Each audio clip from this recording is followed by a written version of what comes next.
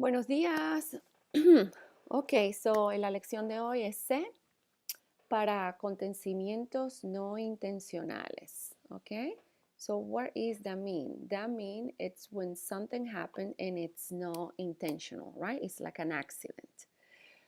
All right, so like when your computer fell off from your book bag, when you drop off your phone in the water by accident, when you burn your dinner by accident, when you lose your car keys by accident.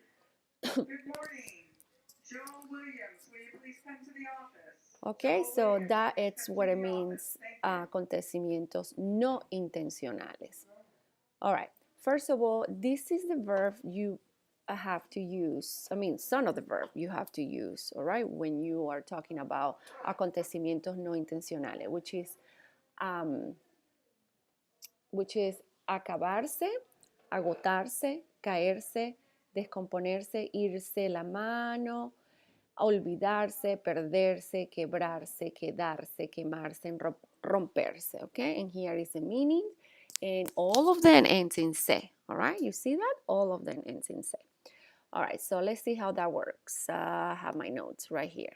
So this is the formula you have to use. You have to use preposition a, subject pronoun. The subject pronoun could be él, ella, usted, nosotros, ellos. It could be a name. It could be Mr., Miss. All right. You have to use the pronoun se. It doesn't matter who you're talking about. It's always going to be se. This se never change, never. And then you have to use the indirect object pronoun. All right, the indirect object pronoun change, depend who you're talking about. This one is the one that doesn't change. This one change. Okay, so vamos a darle un colorcito como azul.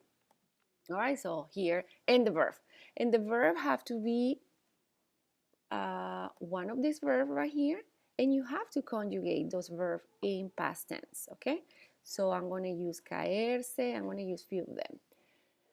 All right, so a Juan se le cayó la computadora. Okay, so look, a Juan, this is the subject, se, always se never change. The one that changes is le, okay? This one is the one that changed. A Juan se le cayó la computadora. Okay, is this one right here, les, is all depend who is doing the action, okay? All right, and then caer, it's to fall, right? Well, in that case, caer is to drop or to fall down, but you're going to conjugate caer in the pretérito for the L form. Cayó la computadora en el agua. So that means Juan dropped off his computer in the water by accident, okay? Then we have al señor Sullivan. Remember, we use a. Why? Because a plus el is equal to al. El does not make sense, okay? So al señor Sullivan se, you always use se, it doesn't matter who's doing the action, always se. Le olvidó el celular. This one is the one that changed, depends who's doing the action, and I'm gonna show you. And then olvidar, olvidarse, what is olvidarse? Olvidarse means to forget, okay? So you gotta conjugate olvidar for pretérito for the L form, el celular. So Mr. Sullivan forgot his phone by accident. So here, a los estudiantes se never change. Less. Why I'm using less? Because estudiante is doing the action. Why I'm using le? Because señor is doing the action. Why I'm using le? Because Juan is doing the action. All right? So a los estudiantes se le perdieron sus libros. So what happened? The students, what? They all lost their books by accident. All right? So let's review the indirect object pronoun. Remember, it's me, te, le, nos, and what's the last one? Correcto, les. Okay, that's the indirect object pronoun. And the indirect object pronoun always in this case, this topic, it's reflecting the one who is doing the action. Se is always se. Now, this one right here is an example that is a little bit complicated, okay? Because we are talking about two things in the past.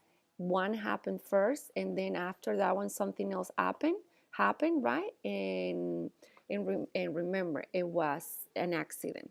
So because we're talking about two things that happened in the past, and one happened first, so you must use pluscuamperfecto in that case.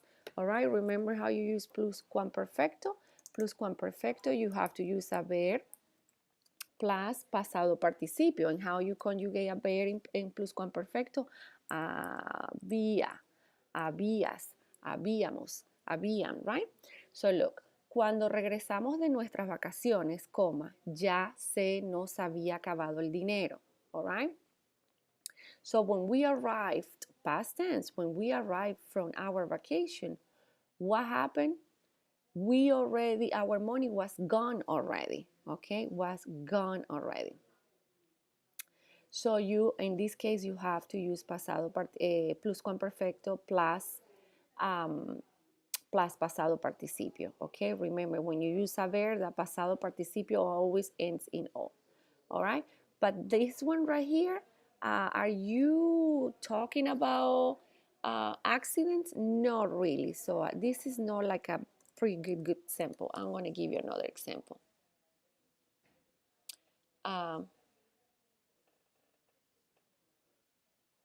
oh, whoa, whoa. Okay, let's see. Ay, ay, ay. A ver. We have to use one of those verbs that are in the box. We're going to use romperse. Ok, cuando regresamos de nuestras vacaciones ya se nos habían, we're going to use romperse, roto, ya se nos habían roto las maletas. Cuando regresamos de nuestras vacaciones ya se nos habían roto las maletas. Okay, so that means when we came back from our vacation, our suitcases, they all were a mess. They all were broken, okay? You know how when you go on vacation and then when you go back home, you're missing the wheels, the zipper is not working, right? Sometimes that happens.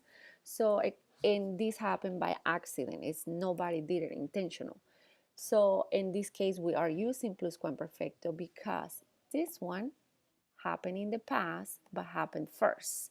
And this one happened in the past as well but happened second, right? After this one. Okay, this topic is not really complicated at all, okay? So I hope you understand and you don't have no problem doing the homework.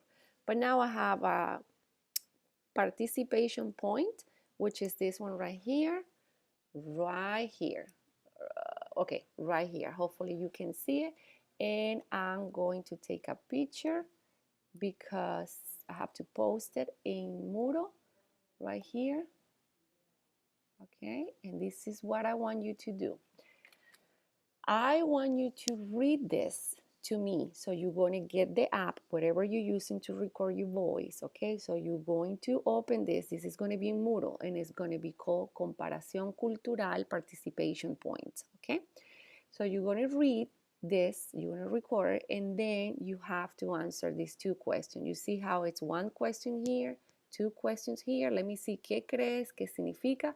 ¿Conoces a alguien que sea un ejemplo de este? Yes. So you're going to answer those two questions, and this activity must be talking. You have to talk in español, okay? So again, I'm going to post this, and it's going to be in Moodle under Comparación Cultural Participation Points. Okay? Okay. Adiós.